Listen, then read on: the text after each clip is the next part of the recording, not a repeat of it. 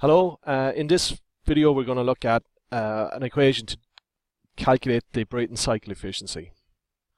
So this is the Brayton cycle, where we look at the change in pressure and volume in the different stages of the engine. So basically air comes through the compressor, work is done to compress it, we then add heat into the compressor. The heat we add is equal to this equation. The hot air then goes through a turbine where it's expanded. The work taken from the air is used to drive the compressor. So this part of it here is used to drive the compressor. So that's the work to drive the compressor. And the rest of it then is used to propel the aircraft. So we call this useful work. So the useful work is the change in enthalpy from here to here. Some of that is used to drive the compressor. So there's the change in enthalpy from 3 to 4. And there's the work required to change compress the air in the compressor. And so what's left, one minus the other, is a useful work to propel the aircraft. Alright, so if I'm looking at the efficiency of the engine, the efficiency is the ratio of the useful work to the heat energy that we've put in. We've just seen that the useful work is equal to this equation, and the heat energy put in is equal to this equation.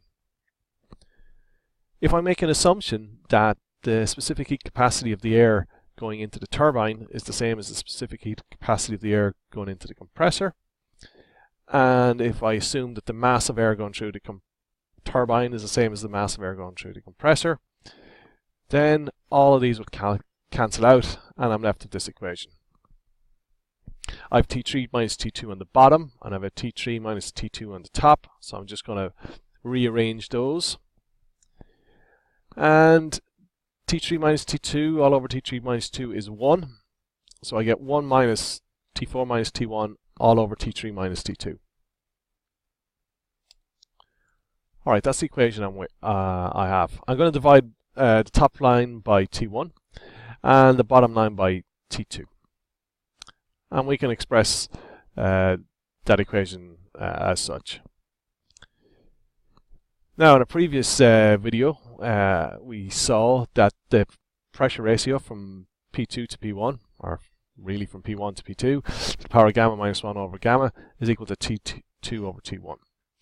We call this the pressure ratio, because I'm going to give that the letter R.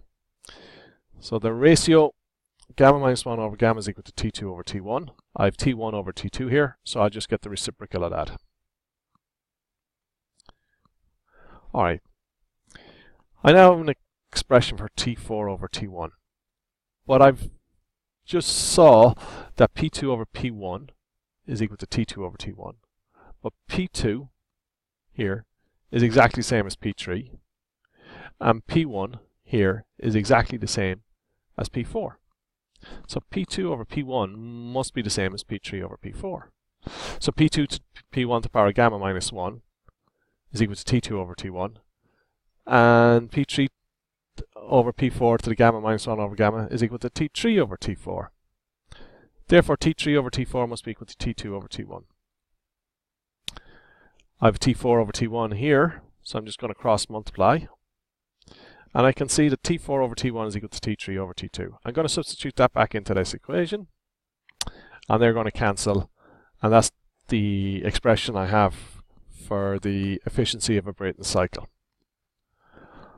Okay, I saw this graph on this website, and we can see here the value is about 40 to 1.